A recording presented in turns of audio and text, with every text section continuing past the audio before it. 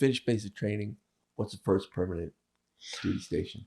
So back then, you would go from basic training, go home for 10 days for a break, and then you report to Camp Geiger or Camp Johnson. I think it was Camp Geiger in North Carolina, which is connected or associated with Camp Lejeune.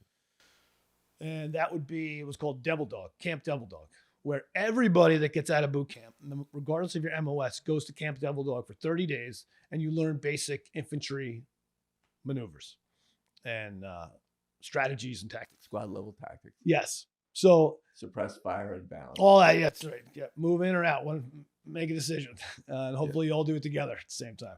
So from that point, after those 30 days, everybody would then go to their school, their MOS, their specialty. So then I went to Camp Geiger, Camp Johnson, part of Camp Lejeune, and then started my School of Infantry training. And within the first 2 weeks of that, that's when we got a visit from the recon guys. So they'd come.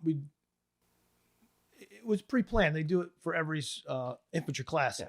So that anybody who wants to try out, they would show up, wearing all their flashy stuff, and you're like, wow, these guys look like they got their act together. High speed. Yes. So they'd show up and they'd say, this is what we're about. This is what we expect. If you want to try out, be here tomorrow, 05 on the quarter deck or outside on the parade deck with this, and this, and we'll see what you got.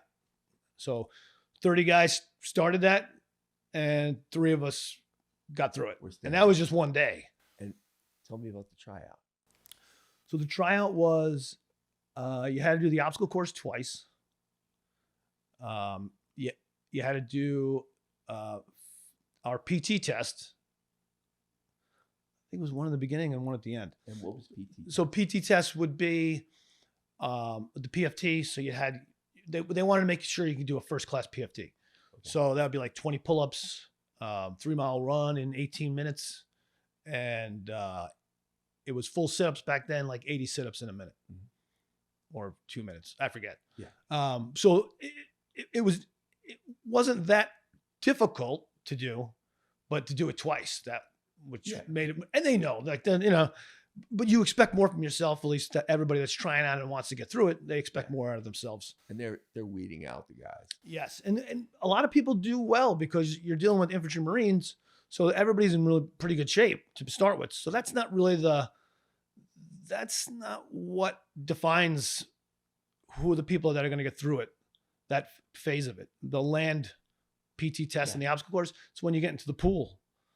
And then that's when the wheels fell off for most people. And the first one, talk us through the first part of that was,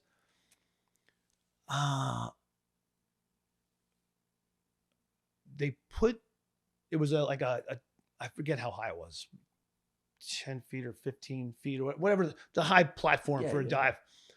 So you go up the ladder. All right, this is the next drill. We want you to go hit the water and then get across the pool. That's all they gave you. Are you in full gear or just up camo and I think our boots were off, so just full fatigues. Yeah, and you're like, oh, it's a joke. You want me to get across the pool? And then they tie your hands together, tie your feet together, and then put a bag on your head. And you're like, uh-oh, everything just changed. Yeah. Whoop, off you go. But you if you don't freak out, or thank God, I was one of the first guys.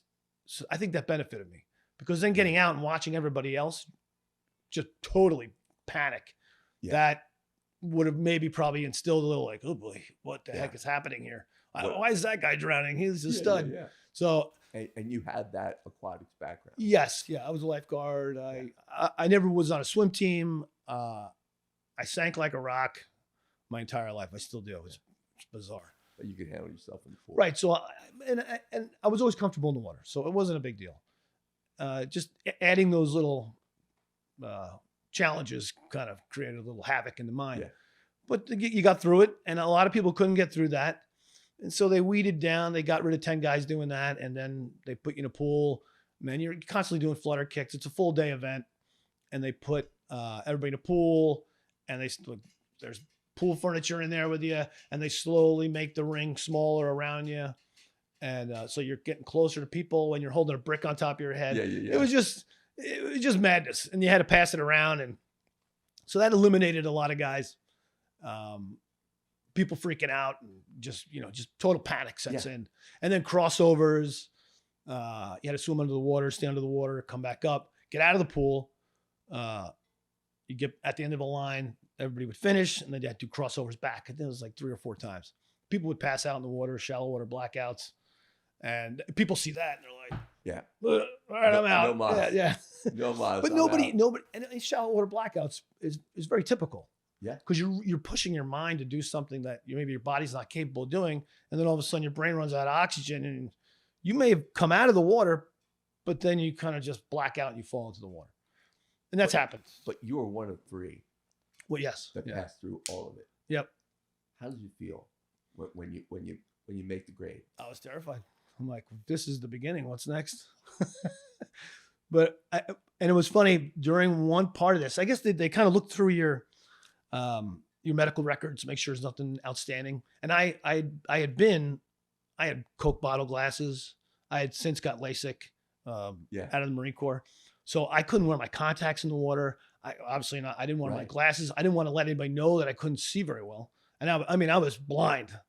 Just about. And I had my hearing in one of my ears was shot to start the whole program, start this whole program. So I remember I got a brick on my head and I'm swimming, and my buddy that I was with, he knew that, what my ailments were. He's just like, you can't see a freaking thing. You can't see anything in front of you. So I hear the door swings open. There's only like 10 guys left, maybe less. And I hear, "Who's this Kelly kid?" Deep, thunderous voice in the pool, and everything echoes inside. And I'm like, oh my God, what's this? He's like, he's a Sergeant Major Kelly. He's a Sergeant Major. I'm like, all right. So he comes running. He comes over. He's like, "Where's this Kelly?" I'm like, "Here's Sergeant Major." He goes, no. He comes out of the door. He's like, "Where's this Kelly kid? He's blind as a bat." I love it. So he comes walking over. That's what my buddy told me. He's a Sergeant Major. And he's like, "Kelly, are you blind as a bat?" I'm like, "No, Sergeant Major." He goes, "How'd you know I'm a Sergeant Major?" "The insignia on your collar." "His vision's fine." There you go. So my buddy let me off the hook. Yeah. Told me what his rank was. So that kind of. That's the only reason you got through. Yeah, I believe I probably would have got the boot for just. They were looking to boot another guy. Yeah. So they wanted to keep it at a certain level of. You would have been easy. Yeah, easy. Yeah. Medical disqualification. That's it. Done. You're Next man up. Yep. But you got through. Yeah. You skated through. Mm-hmm. Because your buddy hipped you to the guy who's a Sergeant Major. Yeah. Holy. That's right. That was great. So you get through the tryout.